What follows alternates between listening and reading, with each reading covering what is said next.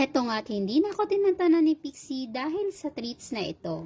Hindi ko akalain na itong treats lang na ito ang magpapaligalig kay Pixie. Actually, hindi lang kay Pixie, pati na rin kay Snow White at kay Itim.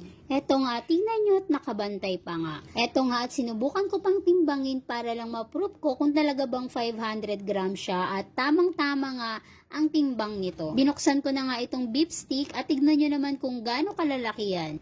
Sinunod ko na nga rin ditong buksan itong beef cubes at tignan nyo naman kung gaano ka-fresh yan. Pwedeng-pwede nga ito pang topping sa kanilang mga dog food. At eto nga si Pixie, tignan nyo at inaabot na nga itong nalaglag na beef stick. Amoy na amoy mo talaga na gawa siya sa beef. Pinaamoy ko lang muna nga ito sa kanila para makita ko kung anong reaction nila dito sa treats na to. At eto na nga si Pixie at tignan nyo naman kung gaano kaligalig yan. Hindi na nga yan tumigil sa kakatalon, mabigyan lang siya ng treat. Sinunod ko naman bigyan na itong si Snow White at talaga namang pasado